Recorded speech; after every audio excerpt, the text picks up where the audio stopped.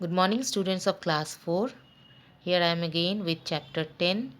Today we will complete the story and we'll do some question work from the chapter.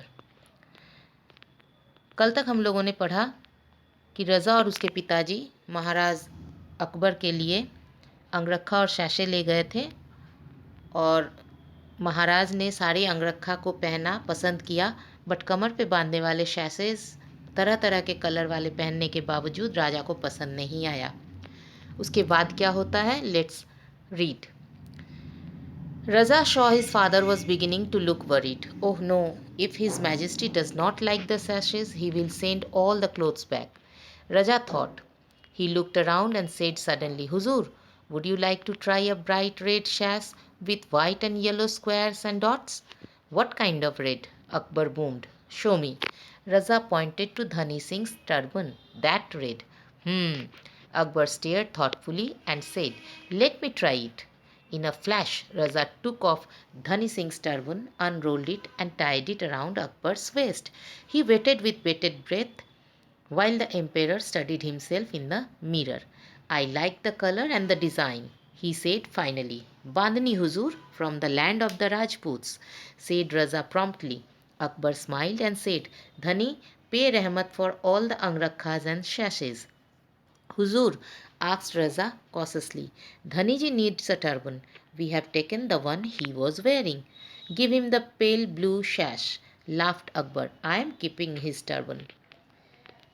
राजा को जब पसंद नहीं आ रहे थे सैसेस तो धीरे धीरे अब रहमत के चेहरे पे यानी रज़ा के पिताजी के चेहरे पे चिंता आने लगी थी, जिसे रज़ा ने खूब अच्छी तरह भांप लिया और सोचने लगा कि अगर मेजेस्टी ने इन सारे सैसेस को पसंद नहीं किया तो फिर वो सारे कपड़ों को वापस लौटा देगा, जो पिताजी के लिए नुकसान होगा।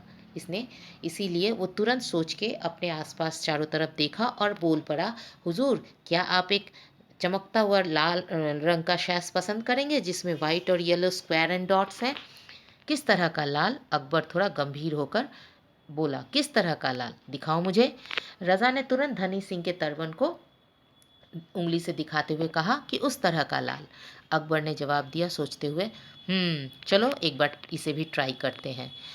बोलते ही वो झट से जाकर रज़ा ने धनी सिंह के सर से उस टर्बन को उतारा, उसके जो मुड़े हुए टर्न्स थे उनको अनरोल्ड किया और अकबर जी के वेस्ट पर शैश की तरह बांध दिया और फिर वो अपने मन को बहुत एंक्सियसली जिसे कहते हैं वो वेट करने लगा कि राजा अपने को खुद को आईना में देखने के बाद इस शाशे को वो पसंद करते हैं कि नहीं और क्या जवाब देते हैं।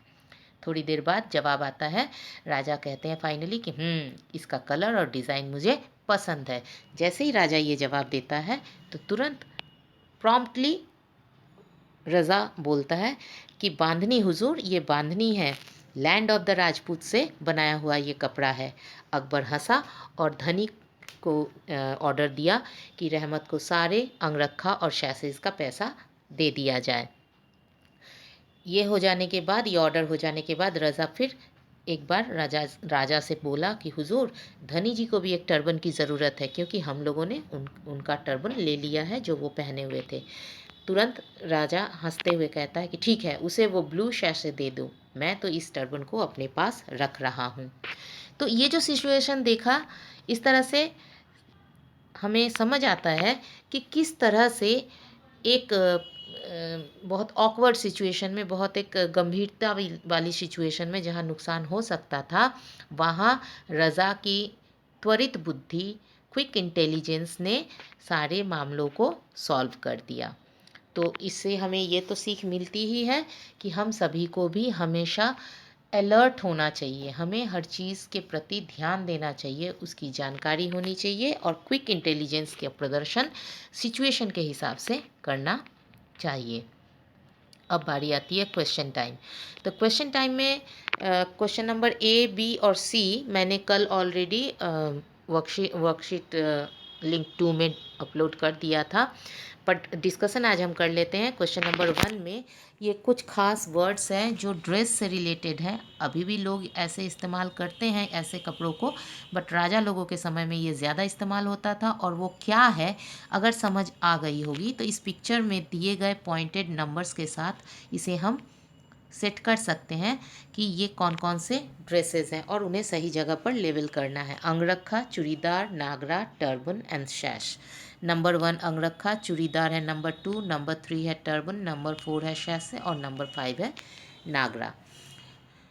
उसके बाद नंबर बी में है कि जो पूरी स्टोरी है उस पूरी स्टोरी को कुछ लाइंस में कंक्लूड करके एक पैराग्राफ बनाने को दिया गया है। वैसे हम लोगों ने पैराग्राफ बनाने का जो तरीका सीखा था वहाँ हम लोगों ने सबसे पहले इसी तरीके से सीखा था कि डिसअरेंज्ड सेंटेंसेस को जब अरेंज्ड वे में डालते हैं तो एक कंप्लीट मीनिंगफुल पैराग्राफ बन जाता है। यहाँ भी कुछ इसी तरह के सिचुएशन है। आप पढ़ के समझ सकते हैं कि कौन सा सेंटेंस 1, 2, 3, 4, 5 और 6 के स्टेज जगह पे जाएगा और उसे रीअरेंज करके आपको इसे कंप्लीट बना लेना है। क्वेश्चन नंबर 3 में क्वेश्चन आंसर्स हैं। यहाँ कुछ क्वेश्चन आंसर ऑप्शन वाले हैं और कुछ में है situational. For example, this morning Raza and his father were going to. ये कहानी में ही एक जगह पे ये लाइन आता है और इस जगह से लेकर आपसे पूछा जा रहा है कि where were the Raza and his father going. Raza और उसके फादर कहाँ जा रहे थे? तो आंसर था Raza and his father were going to meet his majesty Jalaluddin Akbar the great Mughal king. उसी लाइन से एक और सवाल निकल सकता है कि what was the purpose of their visit. Raza और उसके पिताजी का महल में जाने का पर्पस, उद्देश्य क्या था? तो they were going there with angarkhas the emperor had ordered. उनका उद्देश्य था कि एम्परर ने कुछ अंगरखा ऑर्डर किया था, उसे पहुंचाने जाना था, क्योंकि रहमत जो था वो रॉयल टेलर था। इसी तरह यहाँ question 2, question 3, question 4 and question 5 में ऐसे ही सिचुएशनल क्वेश्चन आंसर पूछा गया है। आप खुद से पहले ट्राई करेंगे, अदरवाइज़ ये इसका आंसर शीट लिंक 2 में दिया गया है। आज हम लोग वर्ड्स इन यूज़ करेंगे। ये भी हम लोग हमेशा हर चैप्टर के साथ करते हैं और कुछ नए वर्ड्स भी सीखते हैं। यहाँ भी sparkle, wonder, favourite, drupe, beautiful, pleased, prone and prompt ऐसे वर्ड दिए गए हैं।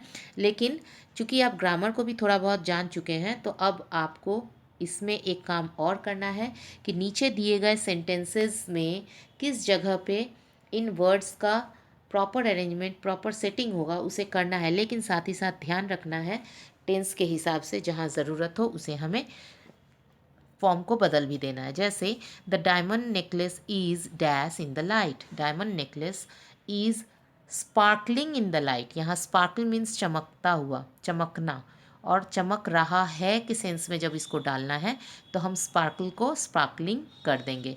इसी तरह हर सेंटेंस में नंबर 1 में होगा स्पार्कल, नंबर 2 में प्लीज्ड, नंबर 3 में फ्रोन्ड, नंबर 4 में फेवरेट, नंबर 5 में वंडर्स, नंबर 6 में ब्यूटीफुल, नंबर 7 में ड्रूप्ड एंड नंबर 8 में प्रॉम्प्ट वर्ड जाएगा। इसके बाद हम लोगों को सीखना है कोलोकेशन। कोलोकेशन एक्चुअली दो अलग अलग, दो या दो से अधिक वर्ड को एक साथ यूज़ किया जाता है कुछ खास सिचुएशन को बताने के लिए। ये भी इंग्लिश को ये भी वर्ड इन यूज़ में इसलिए हम डालते हैं कि क्योंकि कभी कभी ऐसे वर्ड्स को, बातों को ज़्यादा इम्पॉर्टेंट बनाने के लिए इस्तेमाल किया जाता है। जैसे ऐसे वर्ड हम लोग हमेशा इस्तेमाल करते हैं, गुड लक।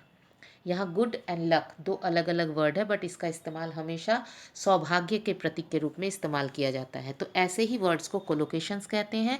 और यहाँ ग्रुप ऑफ कोलोकेशन वर्ड्स दिए गए हैं, आप एग्जाम्पल से देख सकते हो। Paid attention, look closely, wide smile, ऐसे ही express train, strong smell, deep sleep, heavy suitcase ऐसे ही दिए गए हैं। और इन्हें make a call, do the dishes. Do the dishes का मतलब डिश करना या डिश बनाना नहीं। यहाँ डिश बनाने के जगह पे इसका मतलब इस्तेमाल होता है कि बर्तनों को धोने से लेके, यानी जो बर्तन जूठे या गंदे रखे हुए हैं उसे साफ़ करने को डू द डिशेज कहा जाता है। इसी तरह कोलोकेशन जान लेने के बाद हमें यहाँ मैच करना है। यहाँ 2 कॉलम में बना दिया गया है और इनको सही ग्रुप के साथ मिला के, ये बनाना बहुत आसान है क्योंकि हम लोग ऐसे वर्ड्स हमेशा इस्तेमाल भी करते हैं, जैसे pay attention, strong coffee, heavy traffic, quick shower, have lunch, make a call, do the dishes. और फिर वापस इन कोलोकेशंस को क्वेश्चन नंबर एफ के फिल इन द ब्लैंक्स में प्रॉपर जगह पे डालना है। It is 2 o'clock, I am hungry, let's have lunch. ठीक इसी तरह मीनिंग कंप्लीट होता है कि 2 बज चुके हैं, 2 बज रहा है, मैं भूखा हूँ, चलो खाना खाते हैं। नंबर 2 में हेवी ट्रैफिक, नंबर 3 में स्ट्रॉन्ग कॉफ़ी, नंबर 4 में मेक अ कॉल, नंबर 5 में डू द डिशेज, नंबर 6 में क्विक शावर एंड नंबर 7 में पे अटेंशन डालने से प्रॉपर सेंटेंस मीनिंगफुल बन जाता है। That's all for today, student. The rest part of the chapter we will do in the next day. Check the link second for worksheet. That's all for today. Good day.